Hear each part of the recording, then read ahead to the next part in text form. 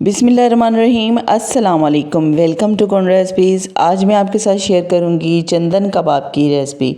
गोला कबाब भी आपने खाए हैं, सीख कबाब भी खाए हैं, लेकिन आज मैं आपके साथ जो रेसिपी शेयर करूंगी ना, ये बिल्कुल डिफरेंट तरीके से बनती है।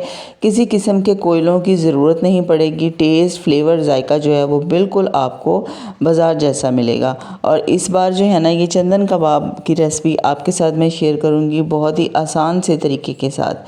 तो जूसी, नरम और बहुत ही मज़ेदार से चटपटे से ये चंदन कबाब बनाने के लिए वीडियो को आपने एंड तक देखना है। तो सबसे पहले हम यहाँ पर लेंगे चॉपर। अगर आपके पास चॉपर नहीं है तो इसका भी मैं आपको सलूशन बताऊंगी। तो यहाँ पर मैंने तकरीबन 6 से 7 कलियाँ लहसुन की, 2 इंच के टुकड़े जो है ना अदरक के हैं, और तकरीबन 7 से 8 हरी मिर्चें, इनको मैंने चॉपर में चॉप कर लिया था। अब यहाँ पर लेंगे तकरीबन 250 ग्राम ये बीफ का कीमा है, और 250 ग्राम ही इसके अंदर डालेंगे चिकन, बोनलेस चिकन डालना है। ठीक है, तो 250 ग्राम दोनों चीज़ें हैं। ये टोटल गोश्त जो है ना 500 ग्राम है, यानी आधा किलो। और इसके अंदर अब डाल देंगे हरा धनिया, और स्पाइसेस जो हैं वो भी घर के जो आम यूज़ में आते हैं ना, वही मसाले डालेंगे।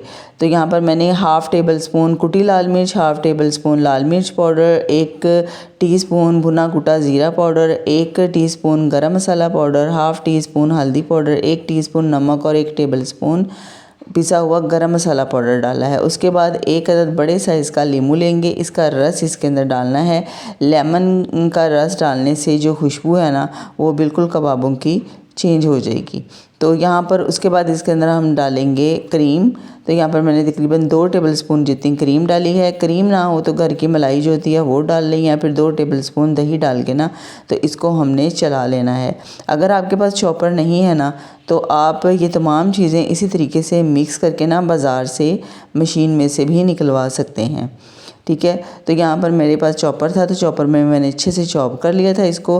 अब इन तमाम चीज़ों को ना तकरीबन 1 से 1.5 मिनट तक अच्छी तरह से मिक्स करते हुए ना गूंद लेंगे, ताकि इनकी बाइंडिंग जो है वो बहुत अच्छी सी हो जाए। इसी पॉइंट पे इसके अंदर नमक और मिर्चें जो हैं कम ज़्यादा करनी है तो आप इसके अंदर डाल सकते हैं। तो बस यहाँ पर मैंने थोड़ा सा नमक जो है वो कम था, वो डाल दिया था इसके अंदर।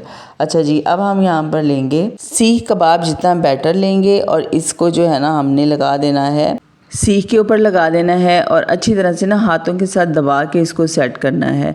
तो मेरे पास तिक्का बोटी वाली सीख थी, मैंने इसी के ऊपर इसको एडजस्ट कर लिया था, और बहुत आराम से और बहुत इजीली जो है ना ये इसके ऊपर अच्छे से सेट हो गया था।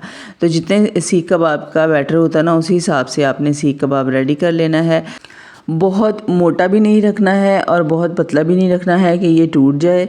तो बस इस तरीके से ना अपने सेट करके रख लेना है। उसके बाद फ्लेम ऑन कर लेनी है, और इस फ्लेम के ऊपर जो है ना इस तरीके से आपने इनको सेकना है। ठीक है, तकरीबन 1 से 1.5 मिनट। अगर आपके पास 2 सिलाइयाँ हैं ना, तो 2 सिलाइयों के ऊपर इकट्ठे ही कबाबों को लगा के एक ही दफ़ा में भी आप इस तरीके से सेक सकते हैं। ठीक है, तो यहाँ पर 1 से 1.5 मिनट लगेगा। इसको अच्छी तरह से सेक लेना है, और चारों तरफ से जो है ना इसको हल्का हल्का सा गोल्डन होने देना है, ताकि ये अच्छे से सिक जाए और अच्छे से हार्ड हो जाए। ठीक है, क्योंकि अभी आगे चल के भी हमने इनको कुक करना है। तो बस इतना कि इनको कुक करना है कि ये अच्छी तरह से इनके ऊपर स्टे हो जाए, और इनके ऊपर जो खुशबू है ना वो ज़बरदस्ती आ जाए। तो ये देखिए, इसको मैंने सेक लिया है। अब इसको हम एक अलग बर्तन में निकाल लेंगे। अलग बर्तन में निकालने के बाद ना इसको आपने 2 हिस्सों में, यानी छोटे साइज़ में इनको आपने डिवाइड कर लेना है। ठीक है, इस तरीके से। तो अगर आपने बड़े साइज़ में बनाने हैं तो आप इनको बिल्कुल साबुत भी रहने दे सकते हैं। तो ये देखिए, सारे मैंने पहले सेक लिए थे। अब फ्राई पैन में डालेंगे कुकिंग ऑयल या घी, तकरीबन 2 से 3 टेबल स्पून जितना मैंने घी डाला है। और इसके अंदर जो है ना फ्लेम आपने बिल्कुल लो रखनी है, क्योंकि अभी अंदर से कबाब जो हैं वो कच्चे हैं। तो अब हमने इनको फ्राई करना है। तो घी जो है वो कम ही डालना है, डीप फ्राई नहीं करना है। लो फ्लेम पे ना इनकी साइड चेंज करते करते आपने इनको अच्छी तरह से फ्राई करना है। इतनी देर में अगर आप चैनल पर नए हैं तो चैनल को सब्सक्राइब करके बेल नोटिफिकेशन को ऑन ज़रूर कर लिया करें। प्यारा सा लाइक कमेंट करके हौसला अफजाई भी किया करें कि रेसिपी आपको कैसी लगती हैं। तो यहाँ पर ये देखें, हल्के हल्के से गोल्डन हो चुके हैं। जैसा आपको कलर चाहिए ना, उसी हिसाब से आपने इनको लो फ्लेम पे फ्राई कर लेना है। तो यहाँ पर मैंने इनको अच्छे से फ्राई कर लिया है। अब इनकी दोबारा से साइड चेंज करेंगे। तो इसके अंदर अब ये टोटली जो है ना अच्छे तरीके से फ्राई हो चुके हैं। अब इसके अंदर प्याज डालेंगे, प्याज़ों के लच्छे काट के ना वो डाल देने हैं और इसके अंदर थोड़ी सी मैं हरी मिर्चें डालूँगी और इनको बस 1 से 1.5 मिनट तक घी के अंदर ना इस तरीके से हिलाते हुए जो है, शेक करते हुए इनको फ्राई कर लेना है। फ्राई करने के बाद ना अब हम इनको बाज़ार जैसा फ्लेवर देंगे और फ्लेवर देने के लिए इसके अंदर हम एक फॉइल पेपर रखेंगे और इसके ऊपर कोयला रखेंगे। कोयले के जलता हुआ कोयला रखना है। इसके ऊपर थोड़ा सा घी डाल देंगे। इस धुएं से जो फ्लेवर आएगा ना इन चंदन कबाबों में, वो बहुत ही मज़ेदार और बहुत टेस्टी लगेगा। बिल्कुल भी नहीं फील होगा कि ये आपने घर पर बनाए हैं। तो ये मज़ेदार से चंदन कबाब बिल्कुल तैयार हो चुके हैं। दही वाली हरी चटनी के साथ और सलाद के साथ ये कबाब आपकी दावत का और आपके खाने का मज़ा जो है वो दुबाला कर देंगे। घर वालों के लिए बनाएं चाहे मेहमानों के लिए, बहुत ही मज़ेदार बनते हैं, बहुत डिलीशियस बनते हैं और बाज़ार से कहीं ज़्यादा सस्ते तरीके से आप घर पर बना सकते हैं। तो ज़रूर मुझे फ़ीडबैक दीजिएगा रेसिपी कैसी लगी है। इंशाल्लाह ऐसी ही और मज़े की रेसिपीज़ मैं आपके साथ शेयर करती रहूँगी।